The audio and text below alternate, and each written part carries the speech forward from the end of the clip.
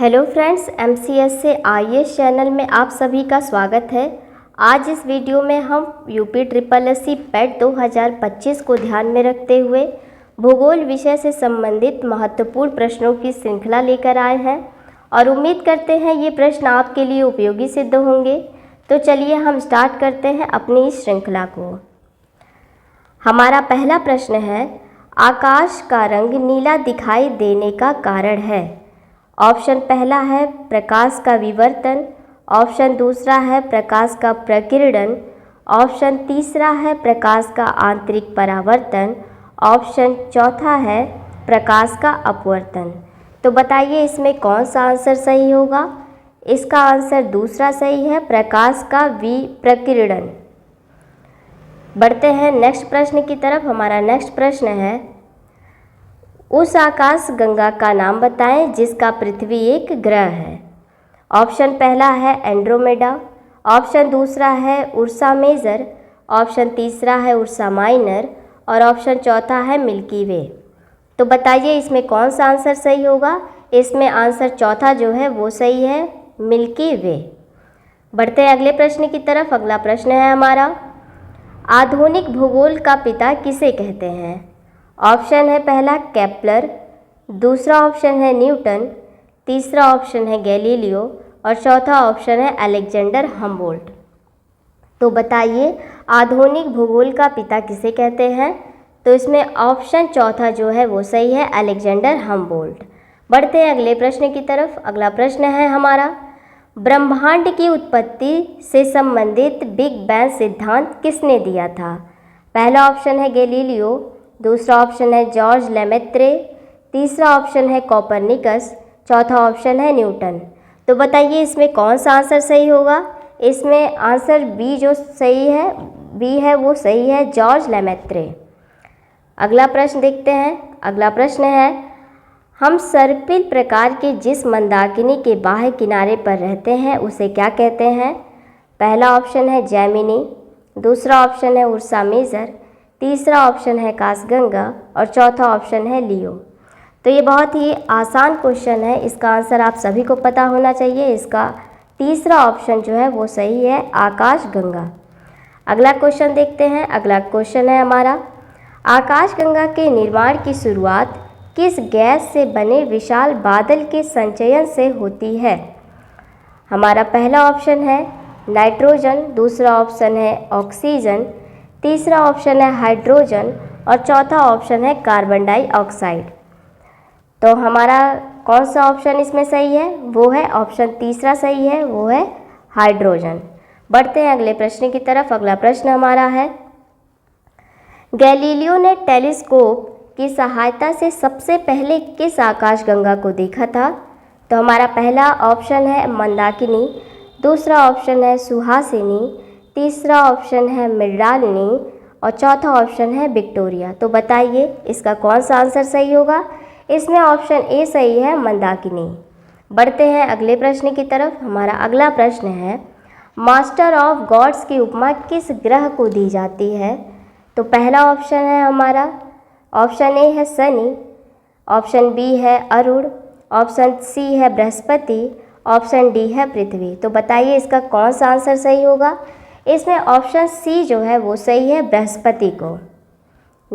अगला प्रश्न हमारा है, निम्न में से कौन सा बाह्य ग्रह नहीं है।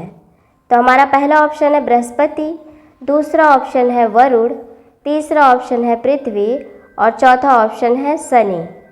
तो बताइए इसमें कौन सा बाह्य ग्रह नहीं है। तो इसका आंसर सी सही है, पृथ्वी।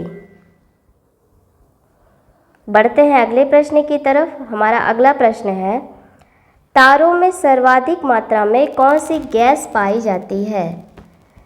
तो पहला ऑप्शन है ऑक्सीजन, दूसरा ऑप्शन है हाइड्रोजन और तीसरा ऑप्शन है हीलियम, चौथा ऑप्शन है नाइट्रोजन। तो बताइए इसका कौन सा आंसर सही होगा। इसका आंसर बी सही है, वो है हाइड्रोजन।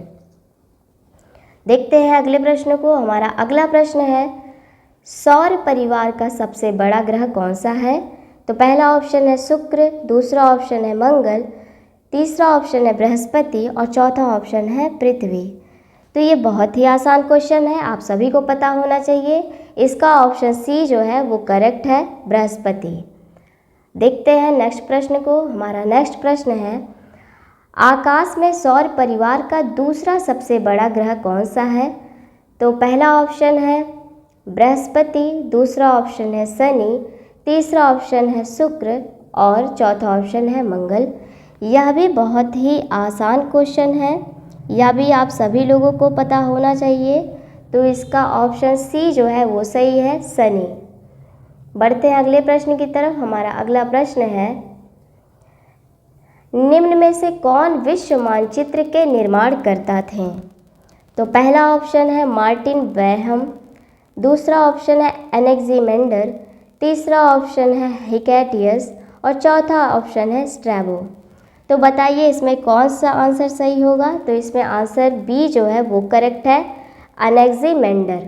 बढ़ते हैं अगले प्रश्न की तरफ। अगला प्रश्न हमारा है, बृहस्पति सूर्य की परिक्रमा लगभग कितने समय में पूरा करता है? पहला ऑप्शन है 8 वर्ष, दूसरा ऑप्शन है 10 वर्ष, तीसरा ऑप्शन है 12 वर्ष और चौथा ऑप्शन है 13 वर्ष। तो बताइए इसमें कौन सा करेक्ट आंसर है? तो इसमें करेक्ट आंसर है ऑप्शन सी, 12 वर्ष। देखते हैं अगला प्रश्न। हमारा अगला प्रश्न है, सूर्य से कम द्रव्यमान वाले तारों को क्या कहा जाता है?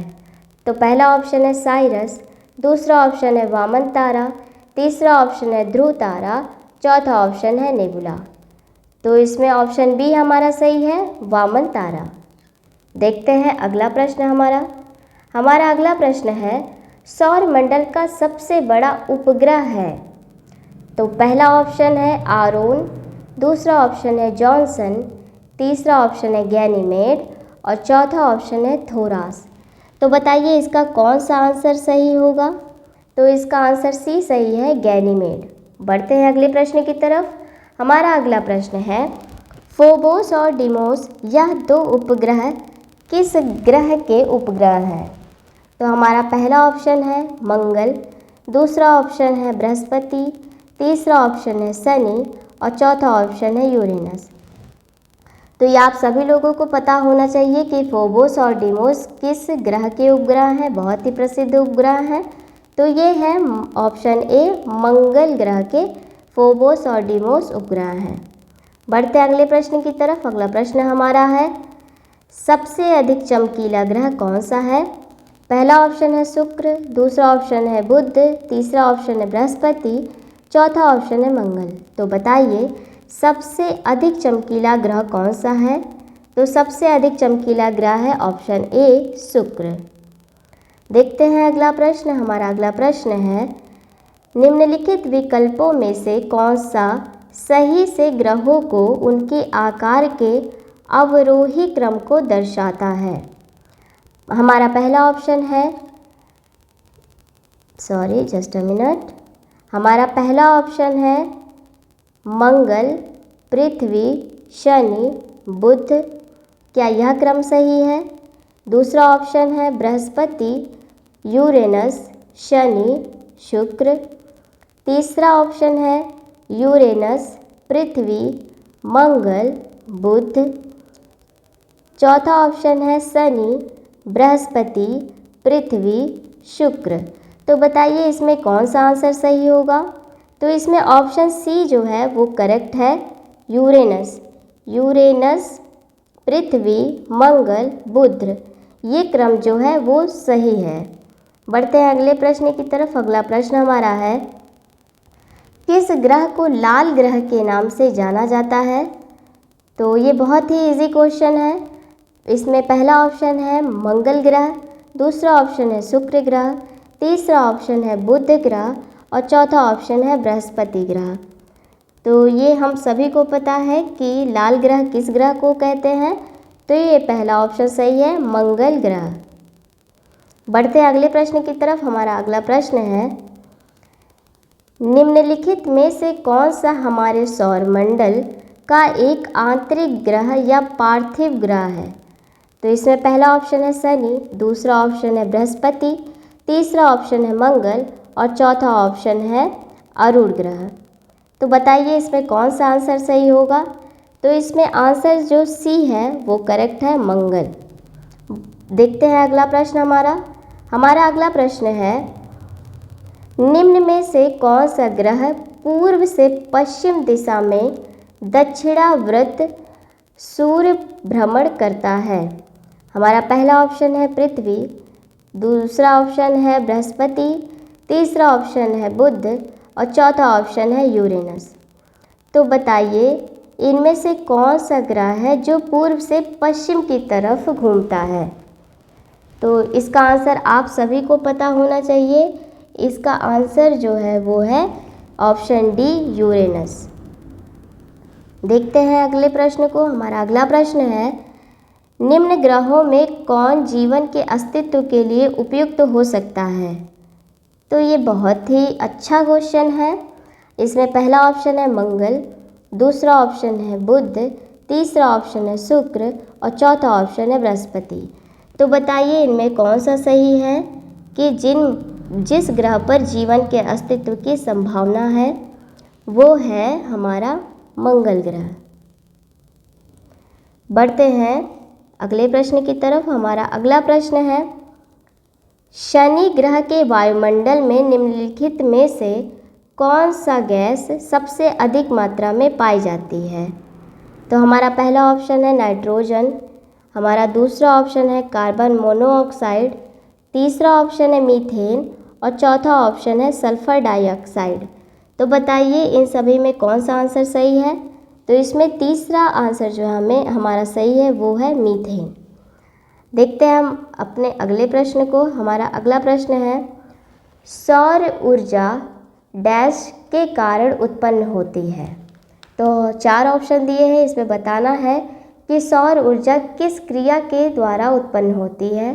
पहला ऑप्शन है संलयन प्रतिक्रिया के द्वारा, दूसरा है विखंडन प्रतिक्रिया के द्वारा, तीसरा है दहन प्रतिक्रिया के द्वारा और चौथा है रासायनिक प्रतिक्रिया के द्वारा। तो बताइए इसमें कौन सा आंसर सही होगा। इसमें ऑप्शन ए जो है वो सही है, संलयन प्रक्रिया के द्वारा। तो दोस्तों thank you so much. I hope आप सभी को ये प्रश्न बहुत ही अच्छे लगे होंगे और आप सभी के एग्ज़ाम के लिए उपयोगी सिद्ध होंगे। आज के लिए धन्यवाद। मिलते हैं नए वीडियो में। बहुत बहुत धन्यवाद।